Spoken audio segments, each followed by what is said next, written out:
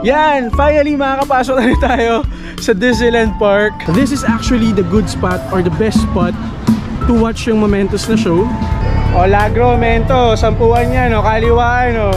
O, Lagro, Mento, dalawaan yan, o. Hi, Snow White. Hi, Sienna. Tingnan natin kung masarap. So yun guys, I decided to get yung semi-buffet dinner later with Momentos viewing area access.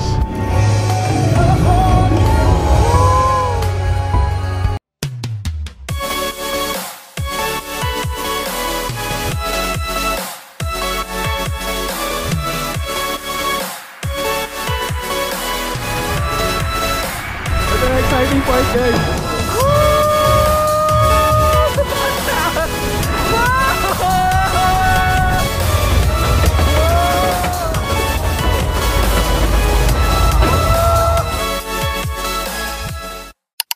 So guys, finally we're now entering the Disneyland Park. So I'll be using my Magic Access. Ayan, naka-annual pass tayo dito sa Hong Kong Disneyland dahil playground talaga natin to before you enter. Of course, may security checks pa rin. So yun guys, bawal na magdala ng mga wagons or yung mga sinasakay ng mga bata. Aside dun sa pram or baby stroller, bawal na magdala ng kahit na anong wheeled bags or paraphernalia dito sa loob ng Hong Kong Disneyland. So take note of that, okay? Pasok na tayo ngayon dito sa park mismo. Really excited. Let's do this finally. Tagal ng prosesyon, dito rin pala ang tuloy. And we're here guys. For the nth time, di ko na alam kung gaano karaming beses ako pumunta rito. But yeah, finally nakapasok na tayo. But sure lang ako, freshen up lang konti, then kain tayo. Tingnan natin kung ano yung makakain natin dito sa Hong Kong Disneyland. And yan, as you can see, malapit sa mga bathroom or sa mga comfort room, yung drinking fountain. So, ganun talaga. So, huwag kayong mawirdoan kung dyan kayo kukuha ng inumin. Malaking tipid din yan guys, kasi I think 30 Hong Kong dollars per bottle yung tubig dito sa loob ng park. Kaya, dala kayo ng tumbler, mas makakamura kayo. Or after nyo bumili ng tubig, yung bote, wag nyo itapon, refillan nyo na lang para makatipid kayo sa tubig. So guys, after nyo pumasok sa park, makita nyo nandito na yung Animation Academy. So kung gusto nyo matuto mag-draw ng mga Disney characters, na-try ko na rin yan before. Ayan, pwede nyo gawin yan. May schedule lang din, so better check the schedules muna. Sakto, nandito si Mickey Mouse sa may gazebo. Pagpasok pa lang, nag-picture, pero yun, sarado na yata yung lane or yung queue. Ah, hindi, nag-accept pa rin sila, pwede pa rin pumila. Pero yan, nandito si Mickey Mouse, oh, di ba? So kung ayaw niyang pumila, dito na lang tayo sa gilid. I think pwede naman, yeah, pwede naman. Ayan, nandito si Mickey Mouse para makipag-picture sa inyo guys. Pagkapasok niyo pala ng park, yun na agad yung makikita niyo. And then, that is the Main Street Station. So yeah, pwede kayo sumakay ng train dyan, then nilibot yan around Hong Kong Disneyland. And then, dito rin, pagpasok, before the Main Street. So, makikita nyo yung Disneyland City Hall. Kung birthday nyo guys, pwede kayong kumuha ng birthday pins dyan. Kung PWD kayo or persons with disability, pwede kayong kumuha ng PWD card. Parang may special lane for PWDs. Tapos ipipresent nyo lang din sa mga rides or attractions na gusto nyong sakyan. Kahit yung mga company nyo or yung kasamahan nyo, may skip nila yung pila or yung queue kapag may kasama silang PWD. So, di ko alam kung ano nang nangyayari, ba't maraming tao sa paligid. Baka may event, di ko rin alam. Plan ko lang is ilibot nga kayo at magbigay ng ilang mga tips. Ayan o, katulad yan. Pwede kayo sumakay dyan. Libre lang yan guys. Sampuan yan, sampuan. Ganun. Patok jeep pala. First time ko itong gawin ha. Yung ganitong klaseng vlogging.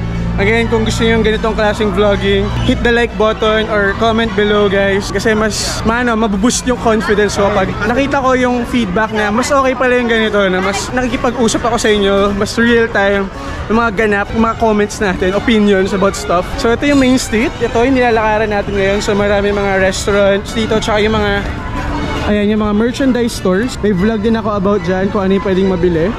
Along Main Street yan. Tanongin na yung Castle of Dreams. Ayan, di ba? Very iconic.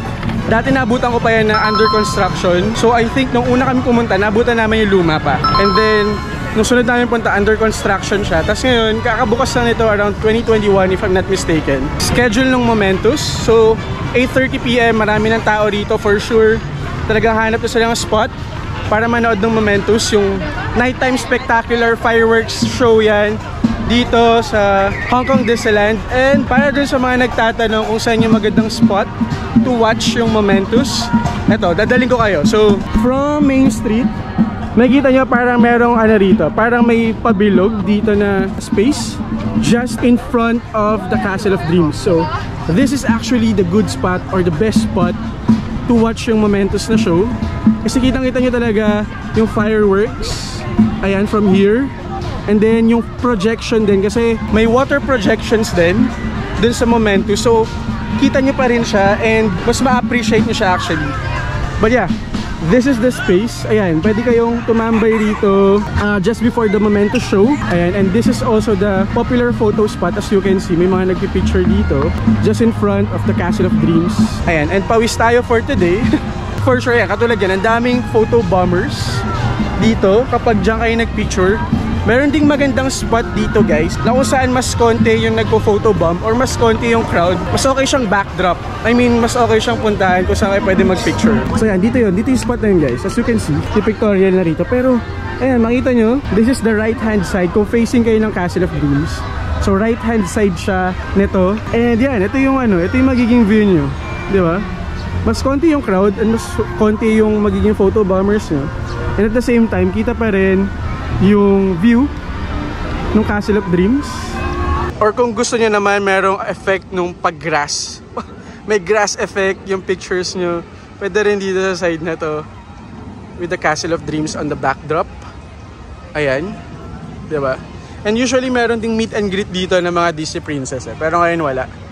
But yeah, nice alternative kaysa dun sa harapan ng Castle of Dreams. And yun nga guys, bias aside, I mean, I've been to Shanghai Disneyland and Tokyo Disneyland, but iba pa rin talaga yung Momentus na show. Plus, itong Hong Kong Disneyland Castle, for me, iba pa rin yung dating niya. Iba yung magic nung castle nito kasi yung sa color siguro. Tsaka yung size niya, hindi sobrang overwhelming. Pero maganda rin siya Shanghai Disneyland. Sobrang na-appreciate ko yun kasi hindi lang siya basta backdrop, I mean yung castle. Malilibot mo talaga siya na parang totoong castle. Parang pumasok ka talaga sa totoong kastilyo, ganun. So, but yeah, hindi papatalo ang Hong Kong Disneyland Castle or yung Castle of Dreams dito sa Hong Kong Disneyland. So yan, ang sakit na nilalamunan ko. Merienda muna tayo, I mean late lunch na to. Mag-re-energize muna tayo. Yan, marami-rami na akong tips sa inyo ha. So I think sulit na tong panonood nyo. Kaya kung hindi pa kayo nakasubscribe pero nanonood kayo nito, subscribe na kayo guys. Dahil yan, road to 10,000 subscribers na tayo. Yehey!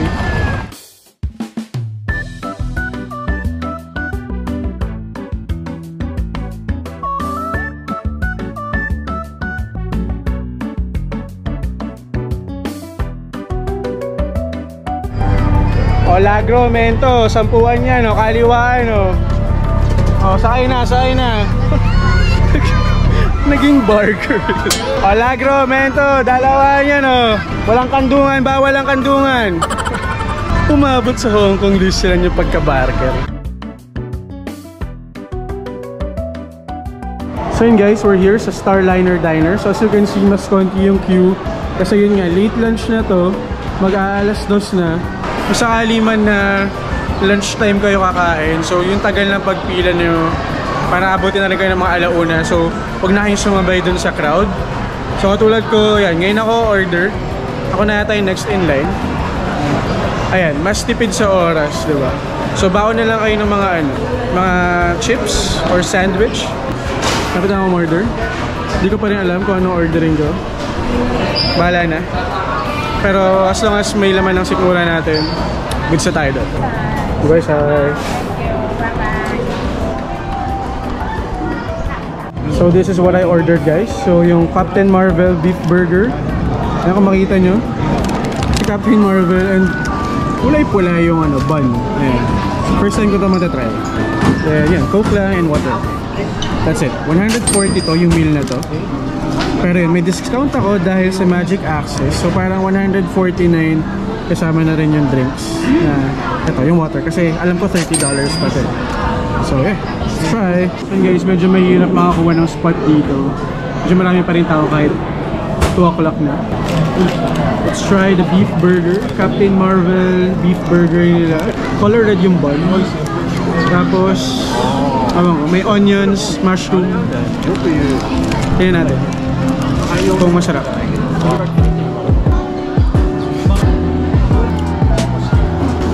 Hindi masyadong fan ng flavor. For me, sakto lang. Pero at least fluffy yung bun. I mean, hindi siya matigas. Hindi ka tulad ng ibang burgers na parang medyo matigas yung bun, yung texture. Siya fluffy naman. Pero sakto lang. For its price na $140, hindi siya sulit for me. May iba pang mga restaurants around Hong Kong Disneyland na pwede nyo kainan, like yung sa Royal Banquet. Ito mas mahal ng konti, pero may nabibili kasing meal voucher dito sa Disneyland. You can also check sa Klook. Alam ko nagbibenta rin sila ng meal vouchers. Parang lunch and dinner meal vouchers na yun. May kasama ng snack, pwedeng popcorn or pwedeng popsicle or ice cream. Masulit yun. Pwede siya magamit dun sa Royal Banquet. At least yun may rice. Ito kasi, ayoko mag-rice ngayon kasi wala lang, hindi ko lang trip mag-rice. Pero kung gusto nyo ng rice meal, meron din sa Royal Banquet na mixed grill combo. Tapos meron din sa Tahitian Terrace na, ito, lagi kong pinopromote. Although ewan ko kung meron pa ngayon, pero alam ko meron naman yan. Staple siya. Yung beef friend lang nila na meal. So, for me, yun pa rin yung mga sulit. Wala lang, ma-share ko lang. So yun guys, sa Discover ko, merong water bottle refilling station dito. So kung ayaw na yung filling station doon sa malapit sa mga CR. Siya, katulad ko, bumili ng tubig, so paparefill ko siya dito. Hi. Mineral water din to guys, diba? So kung maselan kayo sa tubig, ayaw nyo doon sa mga drinking fountain. So ito dito, malapit siya sa Starliner Diner. Ayan. Fairness naman doon sa water filling station nila. Nakatipid tayo, $30 din yun. Diba? So, para sa mga katulad ko na medyo masaselan sa mga tubig, alam mo yun, para mag-aalburuto yung tiyan mo kapag hindi maayos yung nainom mong tubig. So, good option or alternative yun para sa inyo guys. Parang bago lang yun. Bago ko lang siya na nakita rito sa Hong Kong Disneyland. So, good job Hong Kong Disneyland. Tapos yun yung Adventureland. So, sa Adventureland dun yung Lion King, yung Festival of the Lion King na show. It's a must see dito sa Hong Kong Disneyland guys. Kaya panoorin niyo yan. Again, check the app para sa schedule ng show. However, since malapit na yung Halloween, so mapapalitan tong Festival of the Lion King ng show na pang Halloween naman. So, mag-start siya ng September, second week ng September alam ko, hanggang end ng October. Let's Get Wicked yung magiging show doon sa theater na yun. Okay? Yun lang, konting kaalaman lang. So yun guys, if ever meron kayong Momentus viewing pass, yung special area, ito yun. Ayan, yung fence na yan, mamaya lalagyan nila ng barricade yan. So ito yung magiging view nyo, or ito yung area na yan to watch Momentus. Ayan, dito. So mamaya may harang yan. So ang pinaka magiging start na nung parang non-paid area to view Momentus is this part. Ayan, itong part na to. Pero yan, yung nakikita nyo na lining na yan, may harang yan later. So yan, tapat na tapat nyo yung Castle of Dreams later sa Momentus. So yun, personally for me sulit yun, yung Momentus pass na yun. Kasi hindi mo na kailangan na mag-save nung spot para manood ng Momentus later. Kasi yung iba talaga 2 hours before or even 3 hours before Momentus, sinesave na nila yung spot. So yung 2 to 3 hours na yun, pwede mo pang magamit para lumibot, diba? So, sayang naman. Kaya for me, kung nagtitipid kayo sa oras or kung gusto nyo ma-maximize yung time nyo rito, okay yung Momentus Pass na. Yung ibang attractions dito, like yung meet and greet with some Disney characters, yung mga Disney princesses, or even yung playhouse in the woods dun sa World of Frozen. So yun, kailangan ng standby pass dun guys. So, to get standby pass, kailangan nyo muna makapasok dito sa park. And then, dun sa app, kailangan nyo mag-reserve nung standby pass para dun sa attraction or dun sa Disney character meet and greet na kailangan nyo i-reserve. After you register yung pass or yung ticket ninyo dito sa Hong Kong Disneyland. So, better to register your tickets prior to your visit para mas madali yung paggawa ng standby pass. And it can be done as a group. So, pwede nyo i-register yung mga tickets ng mga kasama ninyo para sabay-sabay kayo makakuha ng standby pass. Yun, just a quick tip para sa inyo guys. In fairness din guys, kanina pa ako lumalakad pero hindi pa sumasakit yung paa ko so far. Ayan, gamit ko is yung Ultra Boost 5. Actually, ito yung shoes niya, no? Ni Carlos Yulo, no? Nung sa Olympics, nung in-awardan sila, yan. Kaya ako binili. So, effective siya for me. So far, hindi sumakit yung paa ko. So, yun. Hindi to advertisement or what. Pero yun, comfy siya sa atin, guys. I would recommend this. So, dito tayo ngayon sa Tomorrowland. Isa rin to sa mga magagandang parts dito sa Hong Kong Disneyland. And nasa likod ko yung Hyperspace Mountain. Isa to sa pinaka-paboritong ride dito.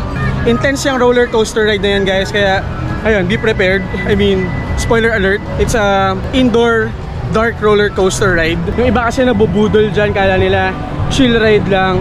Nagkakamali kayo mga kaibigan. Pero yun, kung gusto nyo ma-excite, G lang, try nyo yan, maganda yan.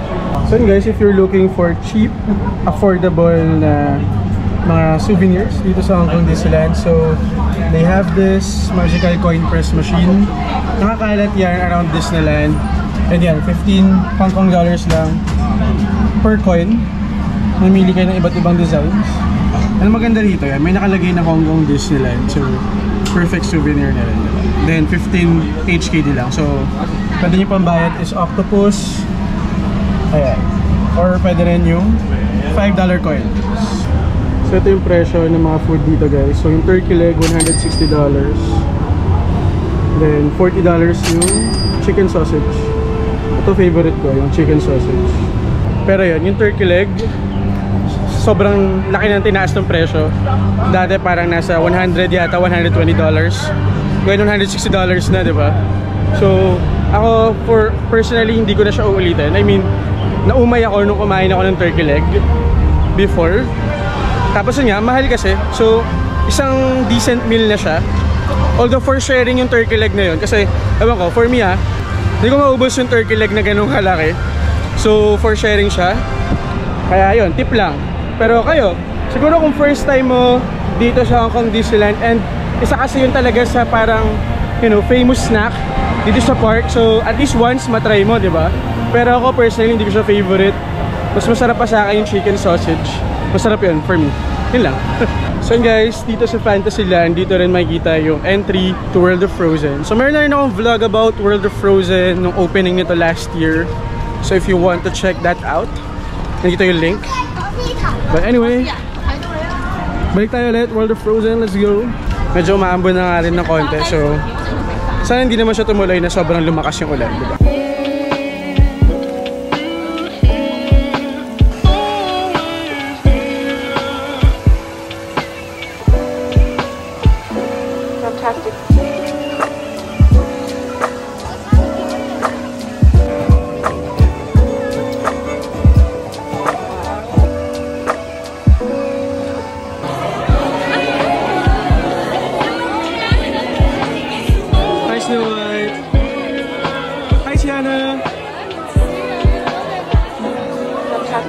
So yun nga mga ma'am sir, no? Inulan tayo ng konti dito.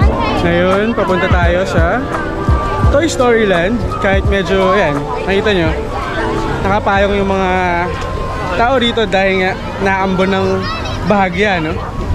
So, ewan ko kung makaka-cancel today yung Momentus. Pero usually naman, kapag ganito na medyo drizzling lang, tinutuloy pa rin nila pero wala yung fireworks display. So parang lights na lang and all. Ayan, tingnan natin. Diba? Tingnan natin ang mangyayari. Kung tutusin, malilibot naman tong Hong Kong Disneyland ng isang araw. Kaya naman. Pero kung masasakyan mo ba't magagawa lahat? Kaya kung meron kayong premier access. Ang hindi lang okay dito sa Hong Kong Disneyland, unlike sa Tokyo, saka sa Shanghai Disneyland na pwedeng per ride yung pagbili ng premier access.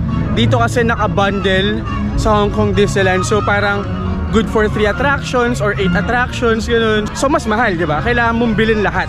Parang ganun. So, yun lang. Nasabi ko lang. Nakwento ko lang. But anyway, dito na tayo sa Toy Story Land. My favorite part here in Hong Kong Disneyland. Konti yung tao dito in fairness. Tingin lang tayo ng merch dito sa Andy's Toy Box. May piyok na. Tingnan natin kung may bagong merch. OMG, look at this guys. So they have this sunglasses guys na Slinky Dog yung design. Sobrang cute. Pwede ko siya magamit dun sa Halloween party na nag-sign up ako this September. So 209 siya. And Hong Kong Disneyland exclusive lang din to. Sige, bilhin natin to. Slinky na shirt. Ayun o. Kaso white kasi. Pero cute siya. Magkano to? $259 tong Slinky Dog tee. Ganda sana. Ayun. Ang derpy kasi may itsura ni Slinky Dog. Ayan o. Kaya cutie. Pag-isipan ko. 259. Meron ding Lotso. Actually maganda yung kulay ng Lotso. So yun guys, buti tumila na yung ulan. So dito muna ako tumambay sa Andy's Toy Box. Ayan, napabili nga tayo ng Slinky na glass. Sobrang, impulsive buying talaga. Wala, kahinaan ko talaga si Slinky Dog. Buti nga, hindi ko na nabili yung t-shirt. But anyway, yan. Buti, tumigil na yung ulan. Makakapag-explore na tayo rito. And gaya nga nasabi ko kanina, kaya namang malibot tong Disneyland ng isang araw. Tsaka yun, kaya-kaya. Huwag lang talaga mainit kasi nakakapagod.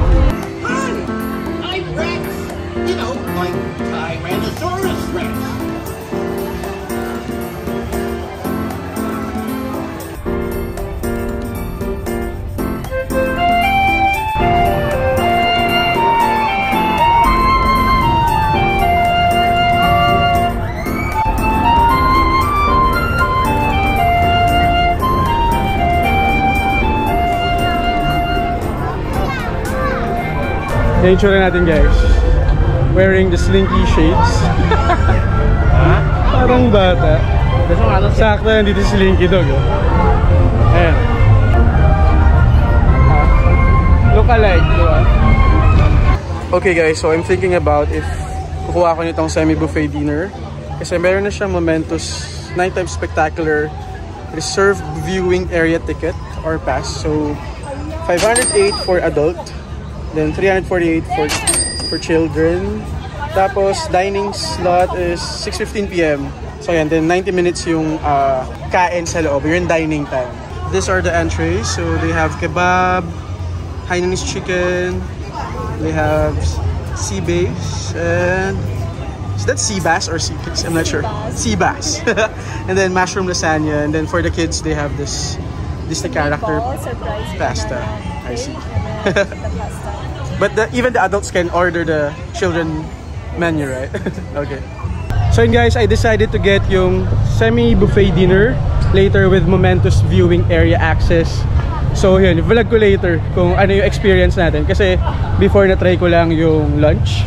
So iba yung menu kasi nila or yung entrees nila for dinner. So vlog natin yan. Matatry natin ulit yung Momentos or mapapanood natin siya ulit dun sa viewing area. Try na namin siya before ni Jam. Pero ibang package yung in-avail namin.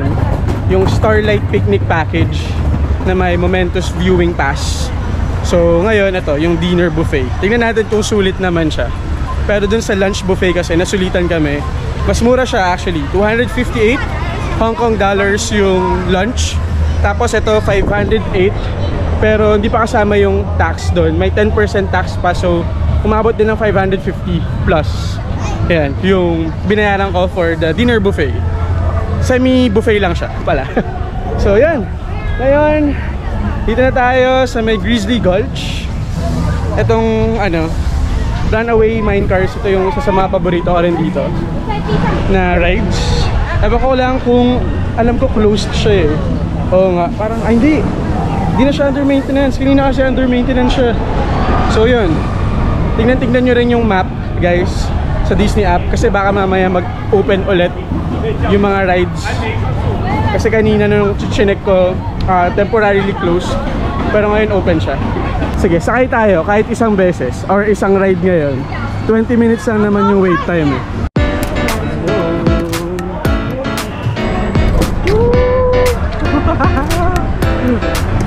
Whoa.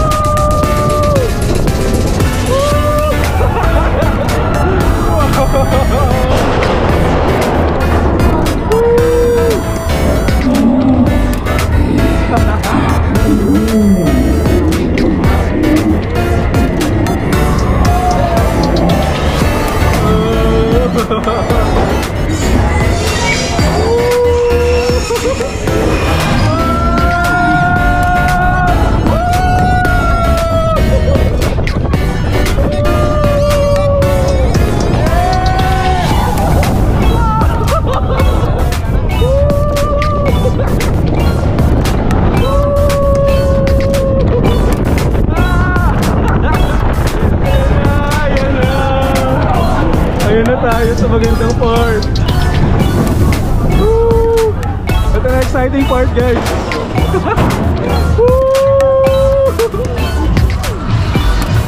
Ito tayo sa exciting part!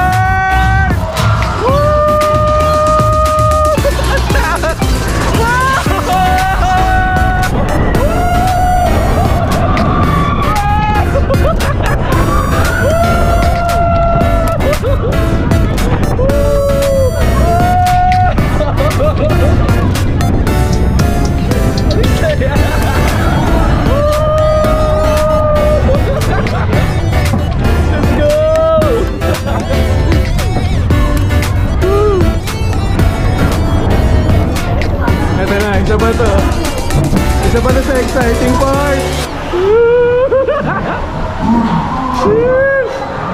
Ayan na.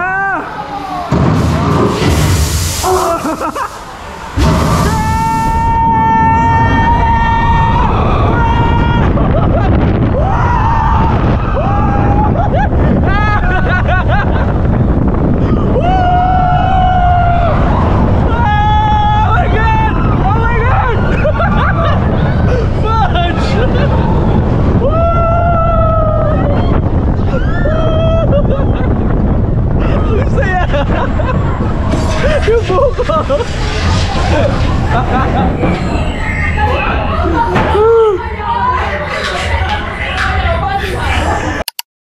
So yun, saya talaga ng runaway mine cars, guys. Tapos wala namang 20 minutes yung pagantay ko kanina. So minsan hindi rin totoo yung mga wait time na nandun sa map or na nandun sa harap nung nung mga rides. So para mga 10 minutes lang yata ako nagantay. So sulit yun. Ngayon, nakita ko, sakto, nandito si Mickey Mouse, guys, sa Grizzly Gulch. Tapos ang konti ng pila. As in, pagkadating niya, pumunta ako rito para makipila sa kanya. Makikipag-vlog ako. Yan. Magka-collab kami. Makikipag-collab ako kay Mickey Mouse. Let's go. Okay, it's my turn, guys. Yeah. This one. Hi, Mickey! Welcome to my vlog! O diba, nakapag pa tayo, collab pa tayo with Mickey Mouse. Sobrang sulit yung punta natin ngayon. Kahit medyo mainit, carry pa rin, caring-carry pa rin yan. G lang ng G. So yun, guys, so far kung na-enjoy nyo itong vlog natin, kung di pa kayo nakasubscribe pero pinapanood nyo to, subscribe na kayo, hit the like button, okay? So ngayon, punta tayo sa next round of experience. Punta na tayo ngayon doon sa may doon sa Main Street. Doon na ako magpapalamig habang nag-aantay for dinner. Hindi na muna ako magmimerienda, gugutumin ko. Yo, what's up? Gugutumin ko yung sarili ko para masulit ko yung semi-buffet dinner later. At yun, separate vlog ko na lang yun dahil masyado nang marami akong sinasabi sa vlog na to, no? So again, punta lang ako doon, magpapalamig. At siguro, dito ko na rin i-end tong vlog natin for today para sa mga tips natin for Hong Kong Disneyland. Again, sana nakatulong to sa inyo, guys. At kung nakatulong to, subscribe kayo sa akin, okay? So yun, guys, ngayon dito tayo sa Main Street Mercantile. So ito, mas malaking area to, mas maraming merch dito. Ay, ito guys, maganda. Mare-recommend ko to. Ayun, na-embossed yung yung Hong Kong Disneyland kaysa dito sa isa. Bagay sa outfit ko for today. Si Gelatoni. Yung headband. Diba? Sobrang cute. Uy, ang galing. Last time, si Anxiety lang nandito. Ngayon, nandito na rin si Joy. So yun, guys, I decided to get yung semi-buffet dinner later with momentous viewing area access. Mukhang masarap to. Mukhang masarap to, guys. Mukhang masasarap yung mga dessert nila. In fairness naman, guys, daming choices.